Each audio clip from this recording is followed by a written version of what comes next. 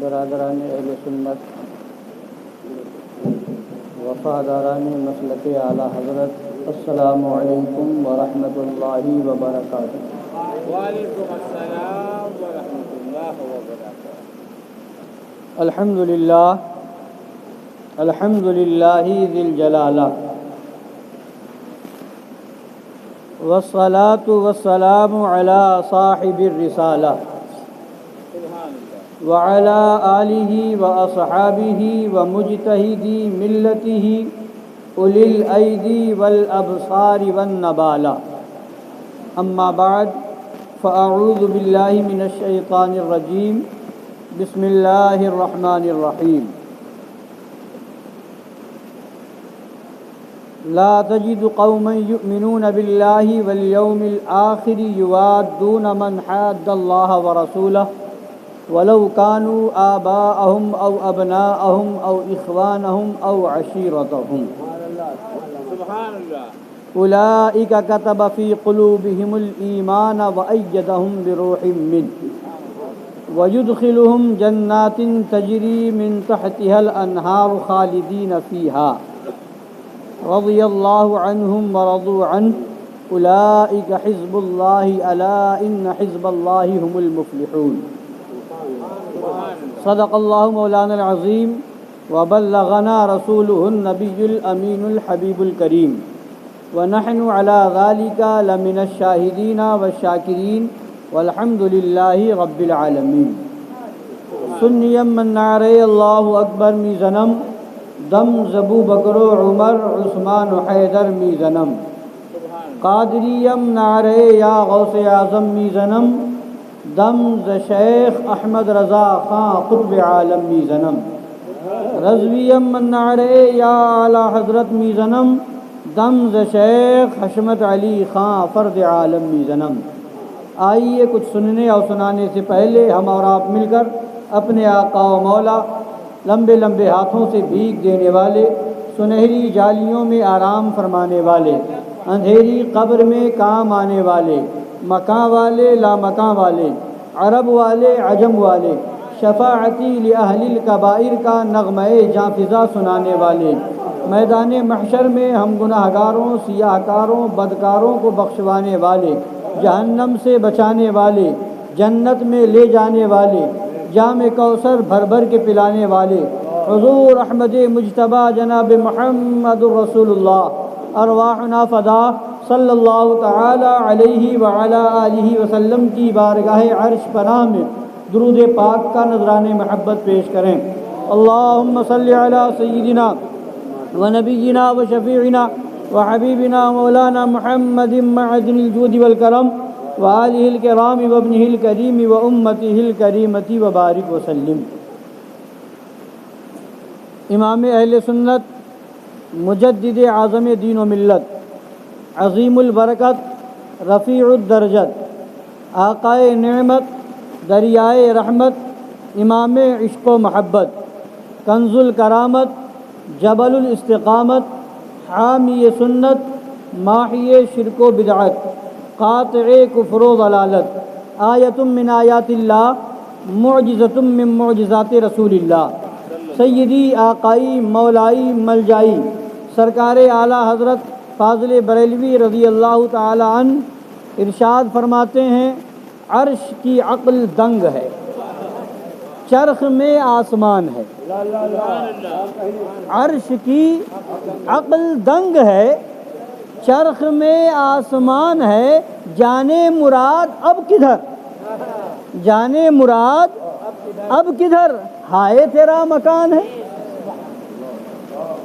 نبی کی عظمت، نبی کی رفعت، نبی کی شان، نبی کا مقام و مرتبہ ہم اور آپ سمجھ سکتے ہیں؟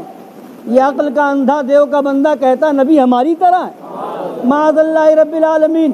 اور اپنی کتاب تحذیر الناس میں لکھتا ہے کہ انبیاء اپنی امت سے ممتاز ہوتے ہیں تو صرف علم میں ممتاز ہوتے ہیں، باقی رہا عمل تو امتی کبھی کبھی برابر ہو جاتے ہیں بلکہ بڑھ جاتے ہیں، معاذ اللہ، معاذ اللہ۔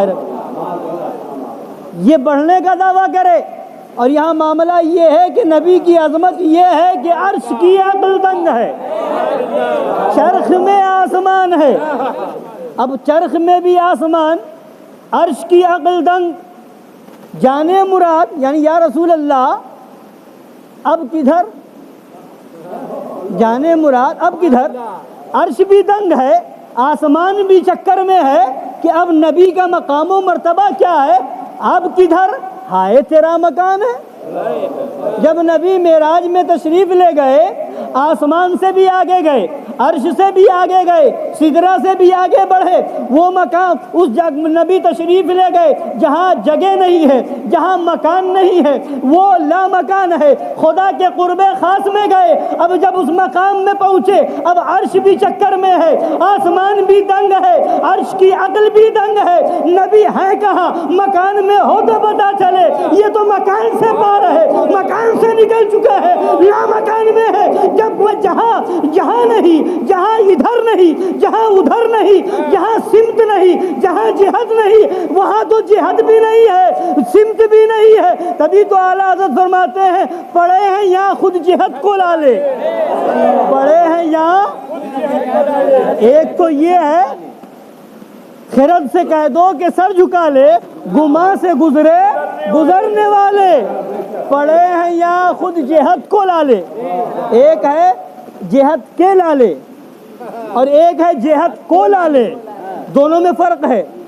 جہت کے لالے پڑھنا یہ الگ معنی رکھتا ہے اور جہت کو لالے پڑھنا یہ الگ معنی رکھتا ہے۔ تو یہ نہیں فرمایا کہ پڑے ہیں یہاں خود جہت کے لالے، نہیں، یہاں خود جہت کو لالے ہیں۔ خود کسے بتائے کدھر گئے تھے؟ وہاں تو مکان ہی نہیں، جہت ہی نہیں، سمت ہی نہیں، تو وہ نبی کی شان ہے، وہ نبی کا مقام ہے۔ عرش کی عقل دنگ ہے، چرخ میں آسمان ہے، جانے مراد اب کدھر؟ ہائے تیرا مکان ہے۔ بزم ثنائے زلف میں، بزم ثنائے زلف میں، نبی کی زلف پاک کی تعریف جس بزم میں ہو رہی ہو، اس بزم میں میری عروس فکر کو، عروس مانے دلہن، میری عروس فکر کو نبی کی ثنا کی مجلس میں میری فکر جب دلہن بنے تو فرماتے ساری بہارے ہشت خلد، ساری بہارے ہشت خلد، ساری جنت کی آٹھوں جنت کی بہاریں، ساری بہاریں، ہشت مانے آٹھ، ہشت خلد آٹھوں جنت، ساری بہاریں ہشت خلد، چھوٹا سا عطردان ہے۔ نبی کی تعریف کی بزم میں میری فکر کی دلہن کے لیے ساری بہاریں ہشت خلد، چھوٹا سا عطردان ہے، ساری بہاریں ہشت خلد، چھوٹا سا عطردان ہے۔ اور فرماتے ہیں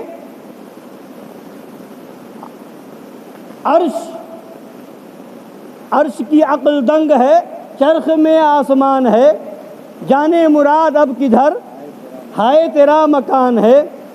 اور فرماتے ہیں کہ جان ہے وہ جہان کی، جان ہے تو جہان ہے، جان ہے وہ جہان کی، جان ہے تو جہان ہے، وہ جو نہ تھے تو کچھ نہ تھا، وہ جو نہ ہو تو کچھ نہ ہو، جان ہے وہ جہان کی، جان ہے تو جہان ہے۔ میرے آقا جو ہے ساری کائنات کی جان ہے، یہ دنیا موجود ہے تو یہ خود اس بات کی دلیل ہے کہ میرے آقا باحیات ہیں۔ آقا نہ تھے تو کچھ نہ تھا، اور آقا نہ ہو تو کچھ نہ ہو، اس لیے کہ میرے آقا کائنات کی جان ہے۔ جب جان ہوگی تو جسم ہوگا، جب جان نہ ہوگی تو جسم بیکار ہے، تو میرے آقا ساری کائنات کی جان ہے۔ تو فرماتے ہیں وہ جو نہ تھے تو کچھ نہ تھا، وہ جو نہ ہو تو کچھ نہ ہو، جان ہے وہ جہان کی، جان ہے تو جہان ہے۔ عرش پہ تازہ چھیڑ چھاڑ، عرش پہ تازہ چھیڑ چھاڑ، فرش میں طرفہ دھوم دھام، کان جدھر لگائیے تیری ہی داستان ہے، کان جدھر لگائیے تیری ہی داستان ہے، خوف نہ رکھ رضا ذرا، تو تو ہے عبد مصطفیٰ، تیرے لیے امان ہے، تیرے لیے امان ہے۔ اور حضور مظہر اعلیٰ حضرت شیر بے شعر سنت فرماتے ہیں جب تجلی کیا کرے کوئی کیوں نہ بے خود ہوا کرے کوئی، جب تجلی کیا کرے کوئی کیوں نہ بے خود ہوا کرے کوئی۔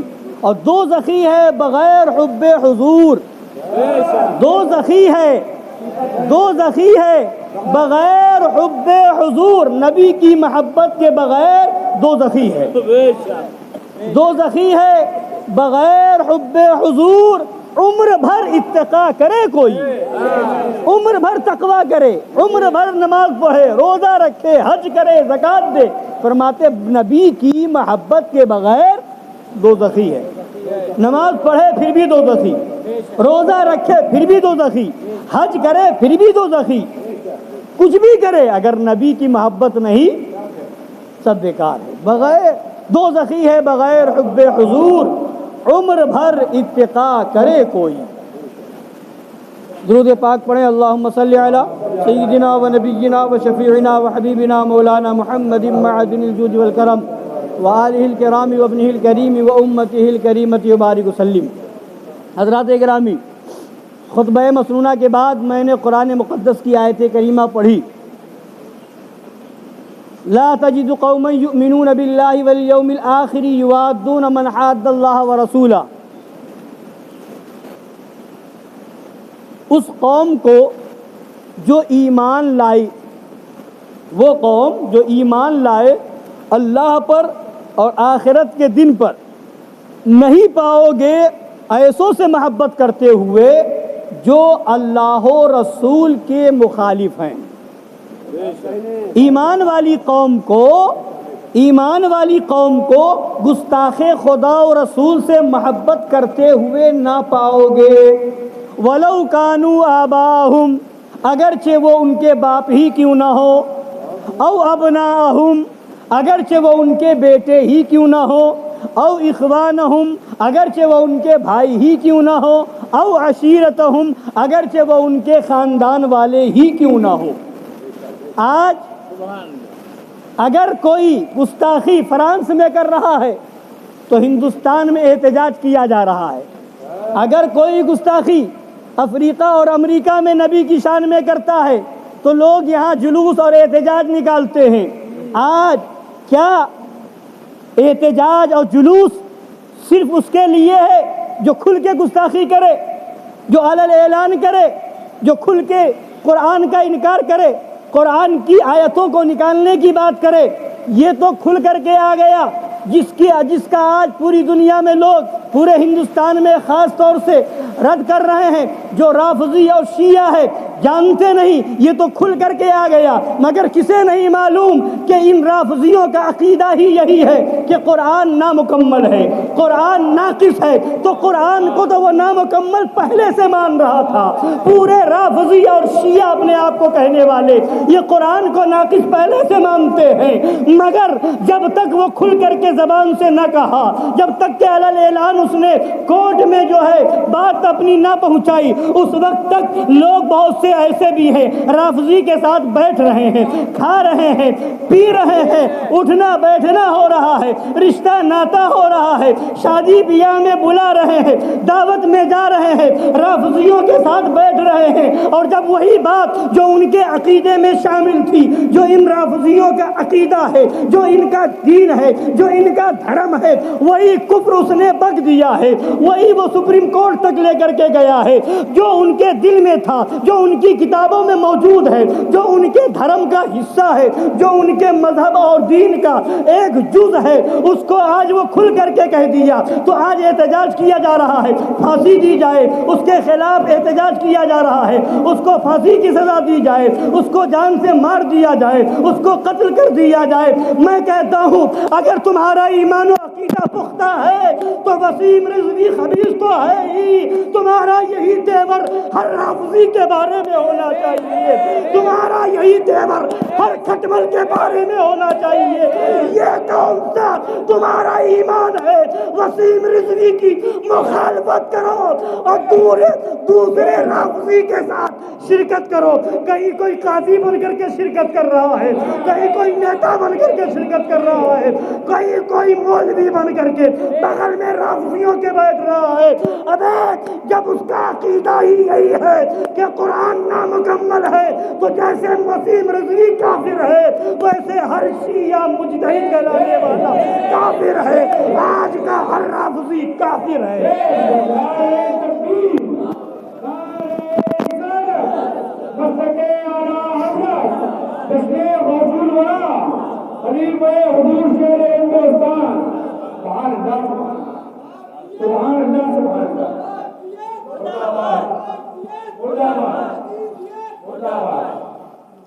سرکار اعلیٰ حضرت رضی اللہ تعالیٰ عنہ فتاوی رضویہ شریف میں فرماتے ہیں ان رافضیوں کا جو کفر ہے ان میں سب سے بڑھ کر کے کفر یہ ہے، بہت مشہور ان کا کفر یہ ہے، فرماتے ہیں قرآن عظیم کو ناقص بتاتے ہیں۔ یہ رافضی جو ہے قرآن عظیم کو ناقص بتاتے ہیں۔ کوئی کہتا ہے اس میں سے کچھ صورتیں امیر المومنین عثمان غنی ذو النورین یا دیگر صحابہ یا اہل سنت رضی اللہ تعالی عنہم نے گھٹا دی، معاذ اللہ۔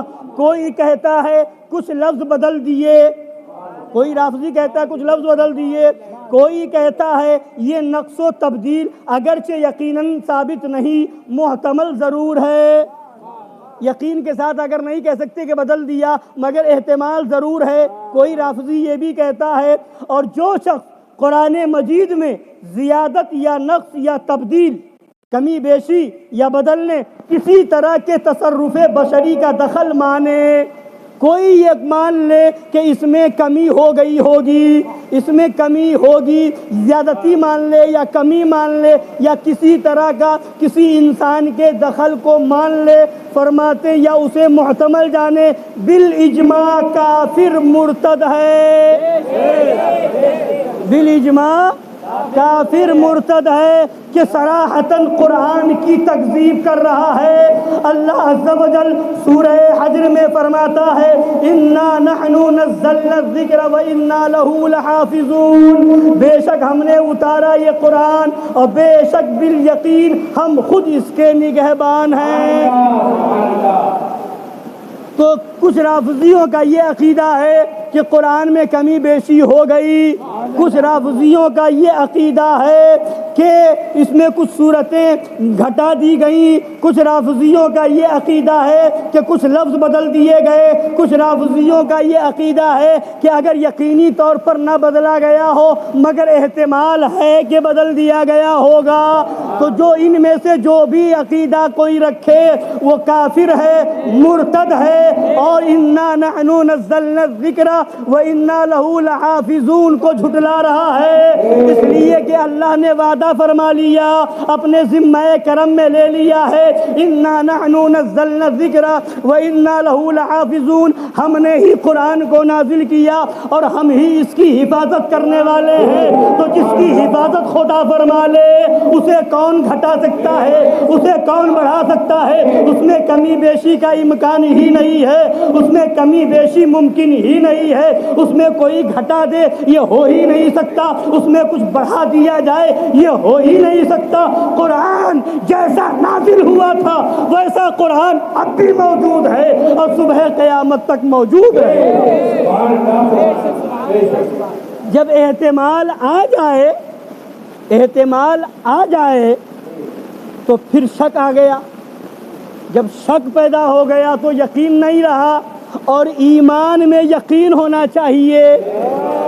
ایمان یقین کا نام ہے، شک کا نام نہیں ہے، اور جب احتمال آ گیا تو قابل اعتبار کتاب نہ رہے گی، اور جب قابل اعتبار نہ رہے گی تو قرآن ہی تو اسلام کی بنیاد ہے، قرآن ہی تو اسلام کا ستون ہے۔ قرآن میں ہی اگر احتمال اور شک آ گیا تو پھر ایمان کس پر رہے گا؟ جب قرآن ہی میں شک پیدا ہو جائے۔ اور قرآن کے بارے میں خدا فرماتا ہے ذالک الکتاب لا ریب فیہ، یہ وہ بلند رتبہ کتاب ہے جس میں شک کی گنجائش نہیں، شک کی گنجائش ہی نہیں۔ اور شک تو اگر ایسا ہی کہہ دو عقیدہ رکھو تو پھر تو معاذ اللہ رب العالمین قرآن بھی اور آسمانی کتابوں کی طرح ہو جائے۔ ایک مرتبہ حضور مظہر اعلیٰ حضرت شیر بیش سنت رضی اللہ تعالیٰ عنہ مناظرے کے لیے تشریف لے گئے اجمیر شریف، اور مناظرہ تھا عیسائیوں سے، مناظرہ تھا عیسائیوں سے۔ مظہر اعلیٰ حضرت کے پاس ساتھ اس وقت کوئی کتاب عیسائیوں کی نہیں تھی، اور وہاں مناظرے کے لیے پہنچے تو اس وقت اجمیر شریف کے اسٹیشن پر عیسائیوں کی لائبریری تھی۔ مظہر اعلیٰ حضرت لائبریری میں پہنچے اور لائبریری سے عیسائیوں کی کتابیں نکلوائیں، انجیل کو نکلوایا اور اس کے بعد اس کو مطالعہ فرمایا۔ اس میں ایک واقعہ ایسا تھا جو بالکل خلاف عقل تھا۔ مظہر اعلیٰ حضرت نے عیسائی کو فرمایا کہ دیکھو تم کہتے ہو انجیل آسمانی کتاب، اس کتاب کو مانتے ہو، ابھی موجودہ زمانے میں جو انجیل ہے اس کو تم کہتے ہو یہی حق ہے، یہی صحیح ہے، جیسی نازل ہوئی تھی ویسی ہے، تو اس میں تو ایسا واقعہ لکھا ہے، کیا تم اس کو مانتے ہو؟ تو کہا نہیں ایسا ہے، حضرت عیسیٰ علیہ السلام جو ان لوگوں کا عقیدہ ہے عیسائیوں کا کہ صلیب پر چڑھا دیے گئے، اس کے بعد کہا کہ اس انجیل کتاب کو جو ہے دفن کر دیا، اس کو دفن کر دیا گیا تھا، اور اس کے بعد جب نکالا گیا تو اس میں کمی بیشی ہو گئی ہے، اس میں رد و بدل ہو گیا ہے، اس میں تبدیلی آ گئی ہے۔ تو مظہر اعلیٰ حضرت نے فرمایا یہی تو ہم کہتے ہیں کہ جیسی نازل ہوئی تھی اب ویسی نہ رہی، جب ویسی نہ رہی تو اب وہ قابل اعتبار نہ رہی، اور ہمارا قرآن وہ ہے جیسا نازل ہوا تھا ویسا کل بھی تھا، آج بھی ہے، اور صبح قیامت تک رہے گا۔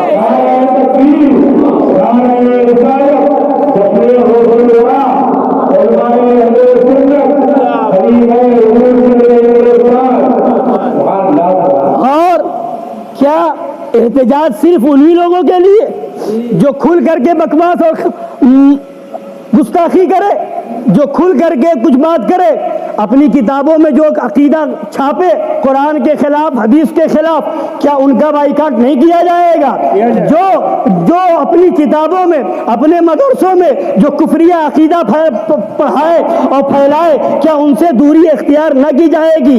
آج اگر کہا جائے وہابیوں کو دعوت میں نہ بلاؤ، اگر آج کہا جائے کہ وہابیوں کو دعوت سے ہٹا دیا جائے، آج اگر کہا جائے کہ وہابی اور دیوبندیوں کا اگر دعوت میں ہوگا تو ہم نہیں آئیں گے، تو لوگ کہتے ہیں اتنی سختی ہوگی تو کیسے جیا جائے گا، اتنی سختی ہوگی تو آخر زندگی کیسے گزاری جائے گی، اتنا اگر دیکھیں گے تو کہیں نہیں جا سکتے ہیں۔ حضرات گرامی وقار، جب اتنا نہیں دیکھتے تو یہ بھی چھوڑ دو، وسیم رضوی کے خلاف مخالفت بھی چھوڑ دو، کیوں کر رہے ہو؟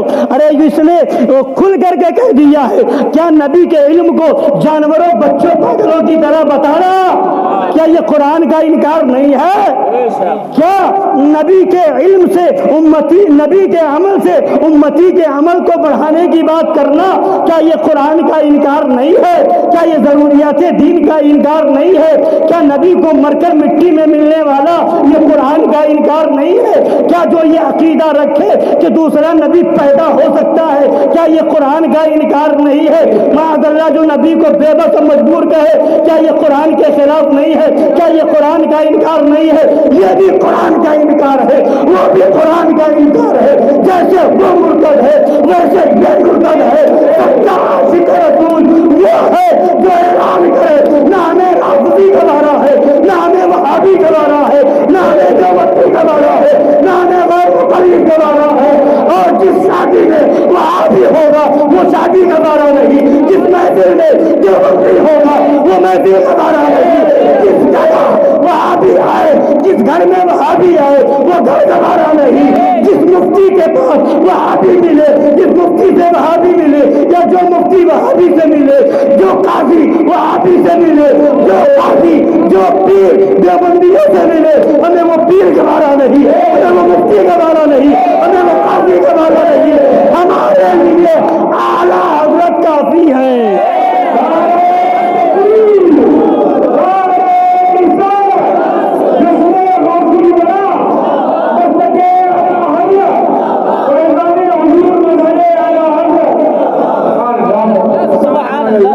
یہ کیا وہابیوں کا عقیدہ قرآن و حدیث کے مطابق ہے؟ کیا دیوبندیوں کا عقیدہ قرآن کے مطابق ہے؟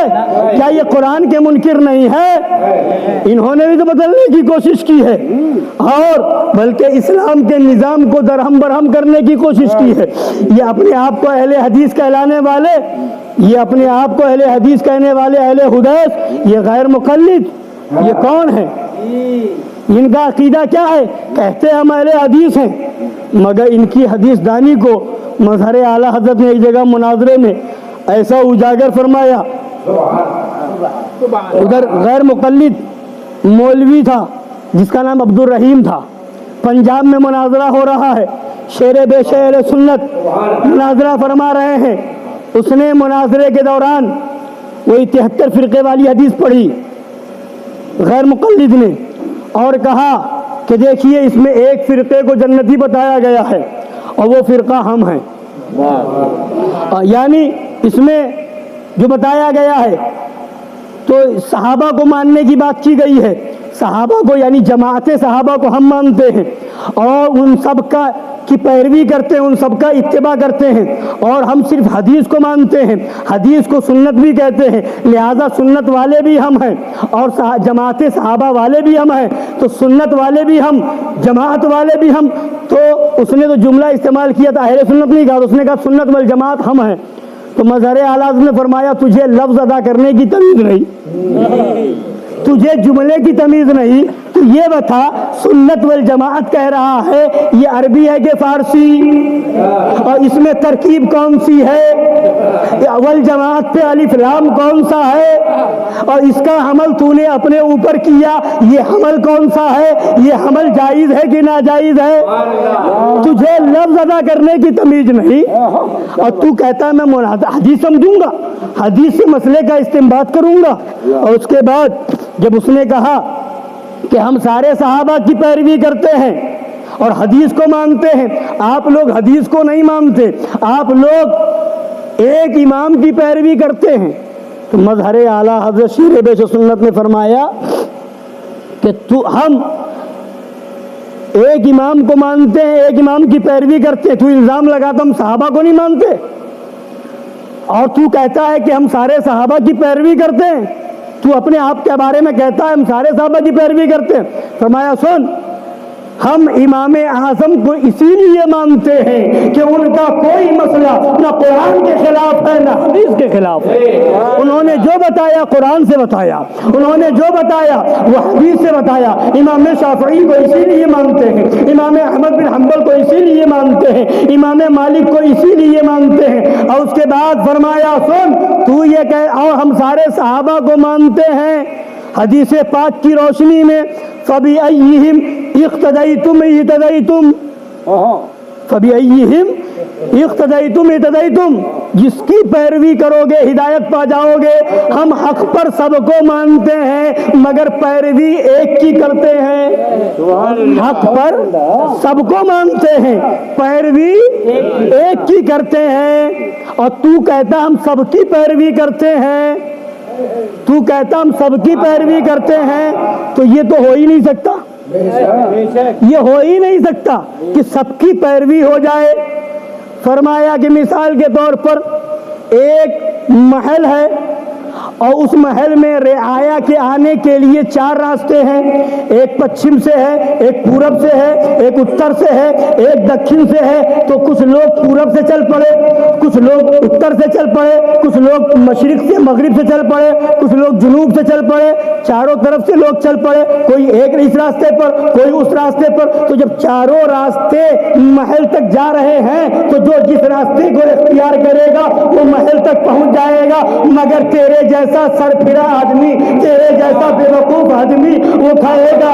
ارے اے لوگوں، یہ چاروں راستے محل تک جا رہے ہیں تو کسی ایک ہی کو مت پکڑو، چاروں راستے پر چلو تو کبھی مشرق سے مغرب میں جائے گا، کبھی شمال سے جنوب میں جائے گا، ایسے ہی دوڑتا رہے گا، منزل تک نہیں پہنچ سکتا۔ منزل تک وہی پہنچے گا جو کوئی ایک راستہ اختیار کرے گا۔ تو ہم مانتے سب کو ہیں، پیروی، اور تو کہتا ہے اپنے بارے میں کہ تو سارے صحابہ کی پیروی کرتا ہے۔ تو اب میرے سوالوں کا جواب دے۔ وہ ذات تھی مظہر اعلیٰ حضرت شیر بیش اہل سنت کی، فرمایا ایک جانور سوسمار ہے جس کو گو بھی کہتے ہیں، گو، اور مینڈک، بتا اس کے بارے میں تیرا کیا عقیدہ ہے؟ تو حلال جانتا ہے کہ حرام؟ تو حلال جانتا ہے یا حرام؟ ہمیشہ حرام جانتے ہو یا ہمیشہ حلال؟ یا کبھی حرام کبھی حلال، یا دونوں چیز ایک ساتھ، حلال اور حرام ایک ساتھ؟ اگر تم حلال اور حرام دونوں ایک ساتھ جانتے ہو تو یہ ہو ہی نہیں سکتا، یہ اجتماع ضدین ہے، یہ ہو ہی نہیں سکتا کہ ایک چیز ایک ہی وقت میں حلال بھی ہو حرام بھی ہو۔ اگر ایسا ہو سکتا ہے تو ثابت کر کے بتاؤ۔ اور اگر تم اس کو ہمیشہ حرام جانتے ہو تو ان لوگوں کی پیروی نہ ہوئی جو حلال جانتے ہیں، اور اگر تم ان کو ہمیشہ حرام جانتے ہو تو ان کی پیروی نہ ہوئی جو حلال جانتے ہیں۔ سبحان اللہ۔ اور اگر کبھی حرام کبھی حلال جانتے ہو تو یہ صفت تو قرآن نے کافر کی بتائی، یحلونہ عاما ویحرمونہ عاما، کافر کبھی ایک سال میں حرام کہتے ہیں ایک سال میں حلال۔ تو یہ اور تو کبھی کبھی کرتا ہے تو اس سے بھی بڑھ گیا، وہاں یحلونہ عاما ویحرمونہ عاما ہے، اور یہاں ہو جائے گا یحلونہ عانا ویحرمونہ عانا، ایک آن میں حلال ایک آن میں حرام۔ تو کافر سے بھی آگے بڑھ گیا، اور اس میں بھی کسی صحابی کی پیروی نہ ہو پائے گی، اس لیے نہ ہو پائے گی کہ جو حرام جانتا ہے وہ ہمیشہ حرام، جو حلال جانتا ہے وہ ہمیشہ حلال، اور تو کبھی حلال کبھی حرام، تو کسی صحابی کی پیروی نہ کر پائے گا۔ اور ہم اہل سنت ایک کا دامن تھامتے ہیں، اس لیے کہ حدیث میں ہے فَبِأَيِّهِمْ اِقْتَدَيْتُمْ اِهْتَدَيْتُمْ، اور تو اپنے آپ کو سمجھتا ہے کہ حدیث سے مسئلہ نکالے گا، قرآن و حدیث سے خود مسئلے کا استنباط کر لے گا، تو میرے سوالوں کا جواب دے۔ ارشاد فرمایا یہ بتا بندر حلال ہے یا حرام؟ بندر حلال ہے یا حرام؟ یہ بتا۔ قرآن میں تو آیا انما حرم علیکم المیتۃ والدم ولحم الخنزیر، خنزیر کے گوشت کا آیا ہے حرام، لحم الخنزیر، خنزیر کا گوشت اللہ نے حرام فرمایا، تو یہ تو قرآن میں ہے کہ خنزیر کا گوشت حرام ہے، مگر یہ بتا خنزیر کی چربی کا کیا حکم ہے، حلال ہے کہ حرام؟ یہ بتا خنزیر کا چمڑا حلال ہے کہ حرام؟ یہ بتا خنزیر کی کلیجی حلال ہے کہ حرام؟ یہ بتا خنزیر کی اوجڑی حلال ہے کہ حرام؟ یہ بتا خنزیر کا تل حلال ہے کہ حرام؟ اگر تو کہے کہ حلال تو پہلے کھا کے آ پھر مناظرہ کر، تاکہ سمجھ میں آئے پکا غیر مقلد ہے۔ اور اگر تو حرام جانتا ہے تو لا کوئی آیت، لحم الخنزیر کی آیت تو ہے، خنزیر کے گوشت کے حرام ہونے کی آیت تو ہے، مگر دکھا قرآن کے 30 پاروں میں کوئی آیت جہاں خنزیر کی چربی کو حرام کہا گیا ہو، خنزیر کی کلیجی کو حرام کہا گیا ہو، خنزیر کے چمڑے کو حرام کہا گیا ہو، خنزیر کے تل کو حرام کہا گیا ہو، خنزیر کے دل کو حرام کہا گیا ہو، خنزیر کی چربی کو حرام کہا گیا ہو، دکھا کے لاؤ، دکھاؤ یا حدیث دکھاؤ. مگر تم مر جاؤ گے، جہنم چلے جاؤ گے، مگر کبھی نہیں دکھا سکتے.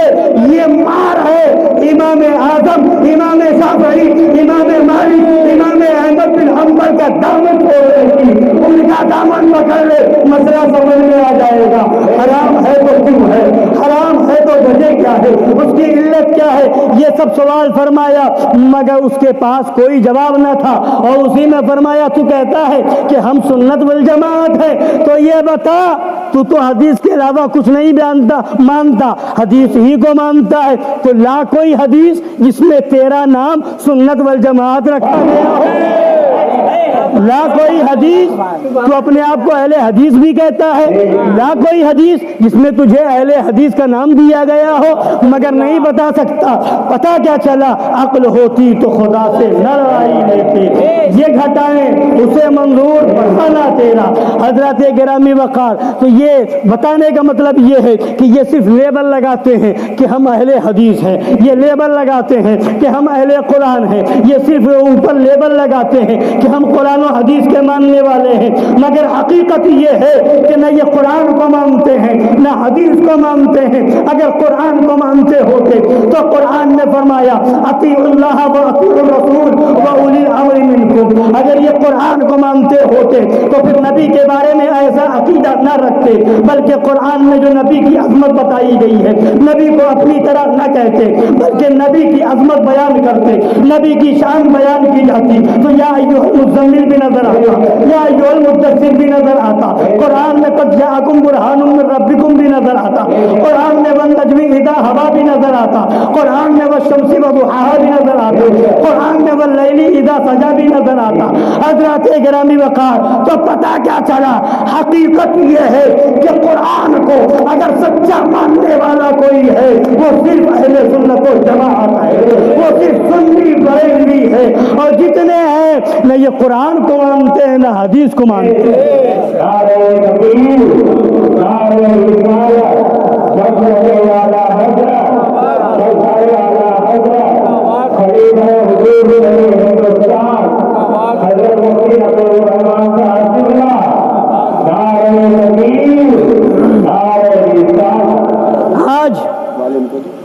آج جو ہے ایک طرف کوئی بکواس کرے، کھل کر کے وہ آیتوں کا انکار کرے، نکالنے کی بات کرے تو احتجاج کے لیے باہر نکلتے آتے ہو. ہر مولوی نکل رہا ہے، ہر قاضی اور ہر پیر نکل رہا ہے. ایسے کو ہم برداشت نہیں کریں گے، ایسے کو ہم برداشت نہیں کریں گے، ایسے کو سزا دی جائے، ایسے کو جو ہے قتل کر دیا جائے، یہ کر دیا جائے، وہ کر دیا جائے. مگر مجھے بتاؤ، کیا فرشتوں کا انکار کرنا قرآن کا انکار نہیں ہے؟ جنت کا انکار قرآن کا انکار نہیں ہے؟ دوزخ کا انکار قرآن کا انکار نہیں ہے؟ قرآن میں دوزخ کا بھی ذکر ہے، قرآن میں جنت کا بھی ذکر ہے، قرآن میں فرشتوں کا بھی ذکر ہے. مگر تم آج مسیح رضوی کے خلاف احتجاج کر رہے ہو اور اپنے بچے بچت کالج میں پڑھاتے ہو اور تمہارا بچہ سر سائیکل کے بناتا ہے تو تم اس وقت قرآن کیوں بھول جاتے ہو؟ اگر مسیح رضوی کا پھر مرتد یقیناً ہے تو سر سید جس نے علی گڑھ میں مسلم یونیورسٹی قائم کی اس نے فرشتوں کا انکار کیا ہے، اس نے جنت کا انکار کیا ہے، اس نے جہنم کا انکار کیا ہے. اس نے کہا نہ جنت کوئی چیز نہ جہنم کوئی چیز، انسان اچھا کام کرتا ہے خوشی حاصل ہوتی ہے، اسی کا نام ثواب ہے اور اسی کا نام جنت ہے.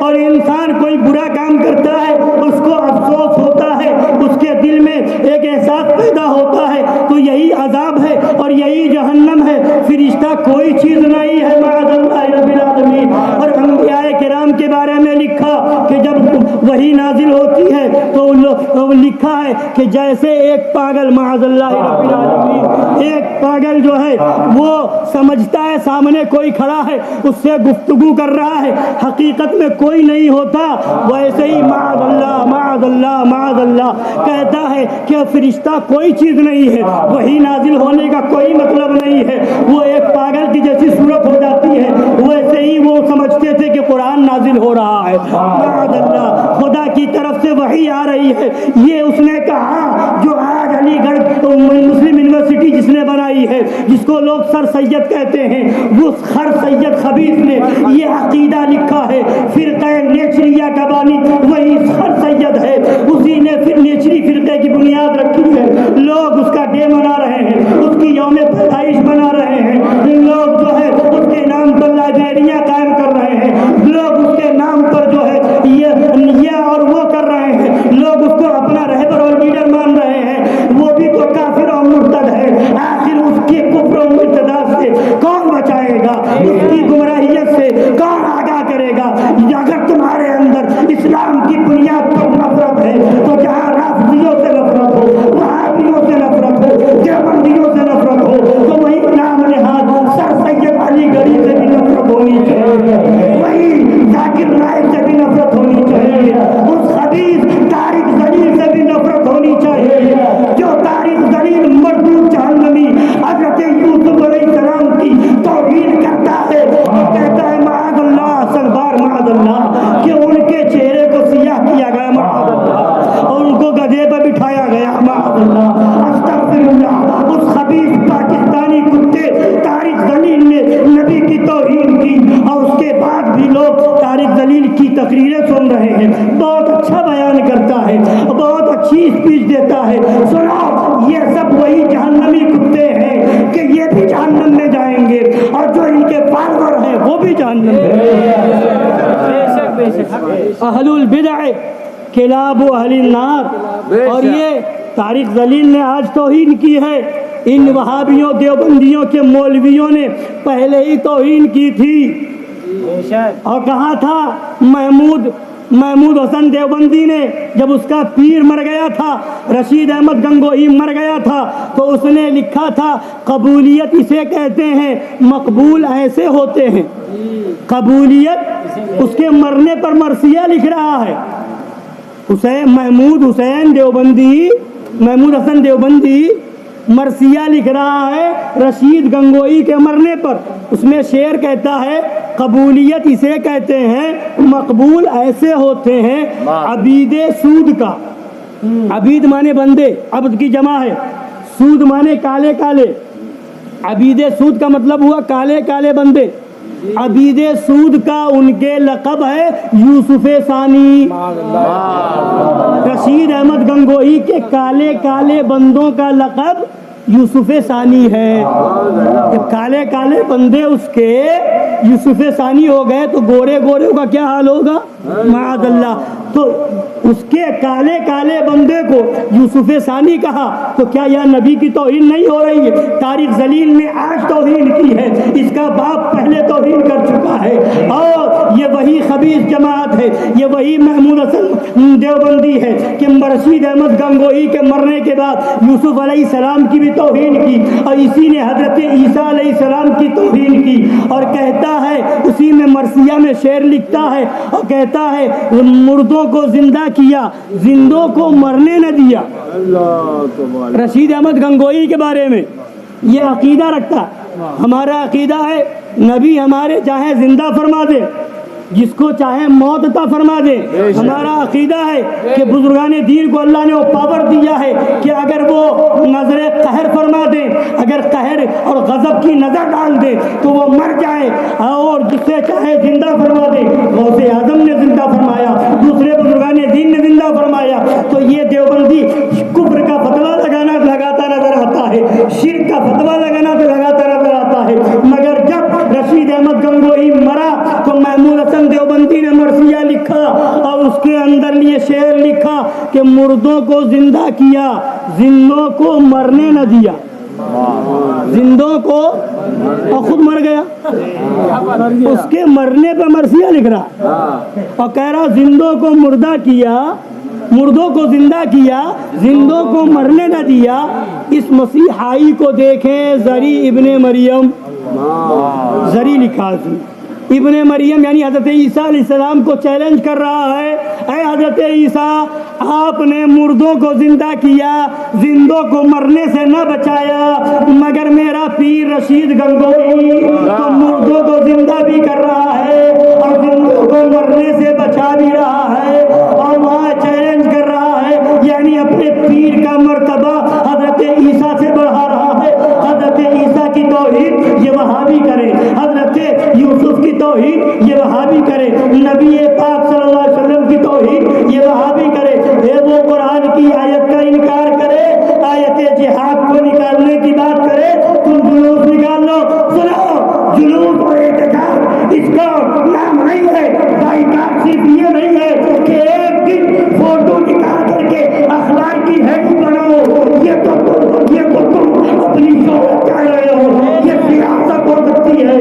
ہاں، اگر تم عمر بھر زندگی بھر تمہارا یہ طریقہ رہے کہ نہ ہمیں وسیم رضوی برداشت ہے اور نہ ہمیں کوئی وہابی برداشت ہے، نہ کوئی دیوبندی برداشت ہے، ہمیشہ تمہارا یہ تیور رہے، تب سمجھتا ہوں کہ یہ عقیدہ، یہ تمہارا تیور سچا ہے، یہ تمہارا تیور ایمان والا ہے، یہ عشق رسول والا ہے۔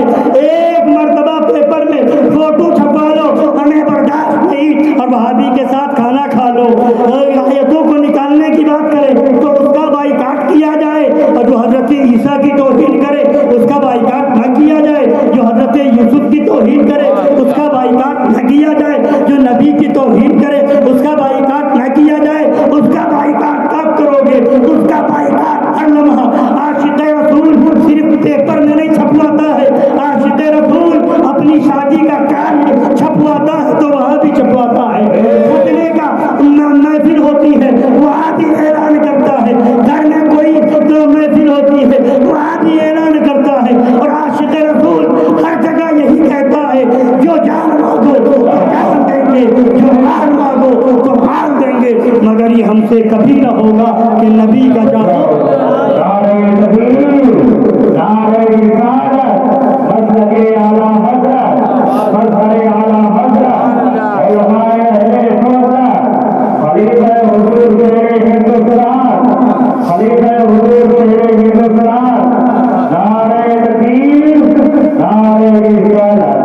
سنیے ایک عبارت سرکار اعلیٰ حضرت رضی اللہ تعالیٰ عنہ کی سن لیجئے، ایمان کو جلا بخشیے، تازگی بخشیے، اور اسی کو اپنا دستور بنائیے، اس کو دل میں بسا لیجئے۔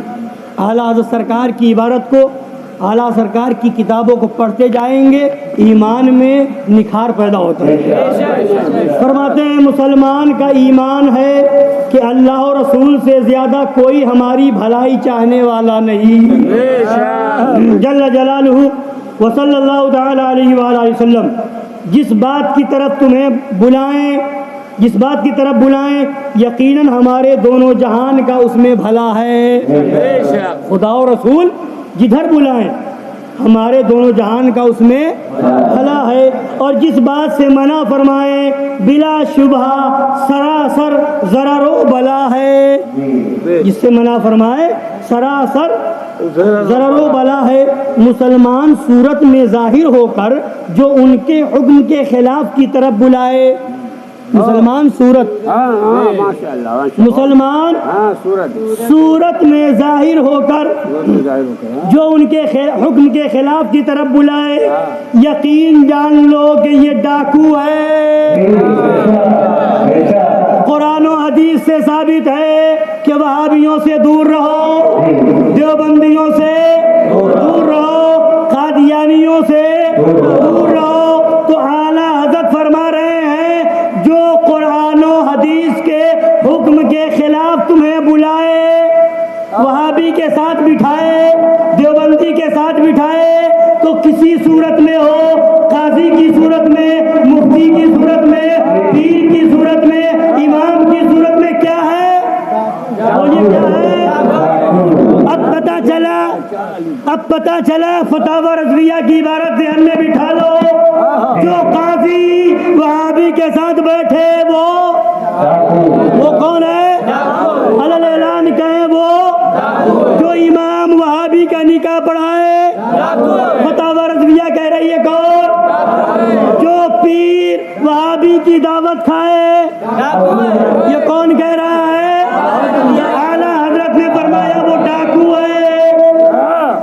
فرماتے ہیں مسلمان صورت میں ظاہر ہو کر جو ان کے حکم کے خلاف کی طرف بلائے، یقین جان لو کہ یہ ڈاکو ہے، یقین جان لو کہ وہ ڈاکو ہے۔ اس کی تعویلوں پر ہرگز کان نہ رکھو، اس کی تعویلوں پر ہرگز کان نہ رکھو۔ رہزن ڈاکو، رہزن مانے ڈاکو، رہزن جو جماعت سے باہر نکل کر کسی کو لے جانا چاہتا ہے ضرور چکنی چکنی باتیں کرے گا۔ آؤ، ارے ابھی موقع ہے، بی جے پی والے مخالف ہیں مسلمانوں کے، تو کیا کانگریس والے تمہارے حمایتی ہیں؟ وہ بھی کافر، وہ بھی کافر، مسلمانوں کے لیے جیسے وہ ہے ویسے وہ ہے۔ تو فرماتے ہیں جو رہزن جو جماعت سے باہر نکل کر کسی کو لے جانا چاہتا ہے ضرور چکنی چکنی باتیں کرے گا، اور جب یہ دھوکے میں آیا اور ساتھ ہو لیا تو گردن مارے گا۔ جماعت سے الگ ہو گیا، ساتھ ہو لیا تو گردن مارے گا، مال لوٹے گا۔ فرماتے شامت اس بکری کی کہ اپنے راعی کا ارشاد نہ سنے، شامت اس بکری کی جو اپنے راعی میں نے چرواہا، جو اپنے راعی کا ارشاد نہ سنے، اور بھیڑیا جو کسی بھیڑ کی اون پہن کر آیا، بھیڑیا جو کسی بھیڑ کی اون پہن کر آیا اس کے ساتھ ہو لے۔ بھیڑیا آئے قاضی بن کر کے، بھیڑیا آئے امام بن کر کے، بھیڑیا آئے مفتی بن کر کے، ارے کیا ہوا کھا لیا تو کیا بات ہے، نکاح پڑھا دیا، نکاح سے پہلے توبہ کروا لی تھی، یہی بہانے بناتے ہیں، نکاح پڑھا دے وہابیوں کا اور اس کے بعد کہتے توبہ کرا لی تھی۔ ابے بے وقوف، توبہ وہاں پہ کون سی کرائی جائے گی یہ تو بتا۔ وہابی تو دن بھر توبہ کرتا ہے، استغفر اللہ دن رات پڑھتا ہے، مگر یہ توبہ نہیں، اس سے کہلوایا وہاں پر کہ اشرف علی تھانوی کافر مرتد جہنمی ہے، اس سے کہلوایا کہ قاسم نانوتوی کافر مرتد جہنمی ہے، اس سے کہلوایا لکھوایا، اور وہ بھی وہاں پر یہ نہیں مانا، وہ تو موقع پرستی ہو گئی۔ سرکار اعلیٰ حضرت نے ایک جگہ فرمایا یہ سب بھی لکھ کر کے دے دے تو اس میں بے غرض دنیاوی ہو، دنیاوی غرض نہ ہو، وہاں پر کسی ظاہری طور پر کوئی غرض دکھ رہی لاؤ لکھ دے بعد میں دیکھا جائے گا، نہیں یہ بھی نہ ہو تب مانا جائے گا۔ اب سنیے فرماتے ہیں بھیڑیا جو کسی بھیڑ کی اون پہن کر آیا اس کے ساتھ ہو لے۔ ارے مصطفیٰ صلی اللہ علیہ وسلم تمہیں منع فرماتے ہیں، وہ تمہاری جان سے بڑھ کر تمہارے خیر خواہ ہیں، وہ تمہاری جان سے بڑھ کر تمہارے خیر خواہ ہیں۔ حریص علیکم، تمہارا مشقت میں پڑنا ان کے قلب اقدس پر گرا ہے، تم مشقت میں نہ پڑو، یہ چاہتے ہیں ہمارے آقا۔ عزیز علیہ ما عنتم، واللہ وہ تم پر اس سے زیادہ مہربان ہے جیسے نہایت چہیتی ماں اکلوتے بیٹے پر۔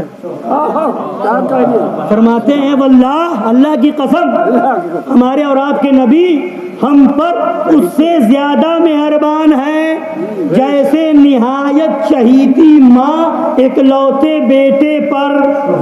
بالمؤمنین رؤوف الرحیم، ارے ان کی سنو، ان کا دامن تھام لو، ان کے قدموں سے لپٹ جاؤ۔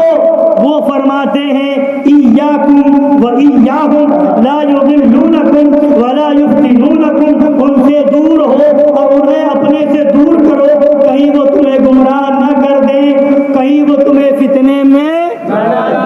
یہ کس کا فرمان ہے؟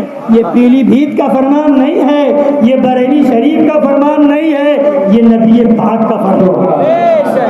جو ماں سے سے زیادہ مہربان ہے، باپ سے زیادہ مہربان ہے۔ اور فرماتے ہیں رسول پاک صلی اللہ علیہ وسلم فرماتے ہیں لا تآکلوہم ولا تشاربوہم ولا تجالسوہم ولا تناکحوہم وإذا مرضوا فلا تعودوہم وإذا ماتوا فلا تشہدوہم ولا تصلوا علیہم ولا تصلوا معہم۔ ان کے ساتھ کھانا نہ کھاؤ، ان کے ساتھ پانی نہ پیو، ان کے پاس نہ بیٹھو، ان سے رشتہ نہ کرو، وہ بیمار پڑے تو پوچھنے نہ جاؤ، مر جائیں تو جنازے پر نہ جاؤ، نہ ان کی نماز پڑھو نہ ان کے ساتھ نماز پڑھو۔ تو اسی حدیث سے نہ ان کے ساتھ نماز پڑھو، اسی سے سمجھ میں آ گیا کہ مسجد میں یہ بھی بورڈ ہونا چاہیے کہ وہابی کا یہاں آنا منع ہے، آئے گا تو ساتھ میں نماز ہوگی کہ نہیں ہوگی، یہ بھی حدیث کے خلاف ہے۔ تو جب آئے گا تو تمہارے ساتھ نماز پڑھے گا، اور حدیث یہ کہتی ہے، نبی یہ فرماتے ہیں ان کے ساتھ بھی نماز نہ پڑھو۔ تو پہلے قرآن و حدیث کو مانو، جب قرآن و حدیث کو سچا ماننے والا ہوگا تو ان سب خبیثوں سے دور رہے گا۔ اور سرکار مظہر اعلیٰ حضرت نے ایک جگہ تحریر فرمایا کہ ان خبیثوں کی ہمت و جرأت آج بہت سے غیر مسلم بھی نبی کی توہین کر رہے ہیں، جگہ جگہ آ رہا ہے۔ کبھی کسی زمانے میں کچھ سال پہلے کملیش تیواری نے کی تھی، یا اور لوگوں نے، کبھی فرانس میں، کبھی ادھر کبھی ادھر۔ تو فرماتے یہ ان غیر مسلموں کی ہمت و جرأت کیسے بڑھی؟ یہ ان وہابیوں سے بڑھی، ان دیوبندیوں سے بڑھی کہ کلمہ پڑھ کر کے یہ لکھ رہا ہے نبی مر کر مٹی میں مل گئے، کلمہ پڑھ کر کے لکھ رہا ہے جیسا علم نبی کو ویسا بچوں پاگلوں جانوروں، کلمہ پڑھ کر کے لکھ رہا ہے کہ ہمارے بڑے بھائی کی طرح ہے، کلمہ پڑھ کر کے لکھ رہا ہے کہ گاؤں کے چودھری کی طرح ہے، معاذ اللہ رب العالمین۔ تو ان وہابیوں دیوبندیوں کی وجہ سے ان لوگوں کی ہمت بڑھی۔ اگر ان لوگوں نے ایسا نہ لکھا ہوتا تو کبھی ان کی یہ ہمت نہ ہوتی۔ اللہ تعالی ہم سنی مسلمانوں کو ہر خبیث سے دور رہنے کی توفیق عطا فرمائے، ایمان و عقیدے کو بچانے کی توفیق عطا فرمائے، آمین۔ وما علینا الا البلاغ المبین۔ السلام علیکم۔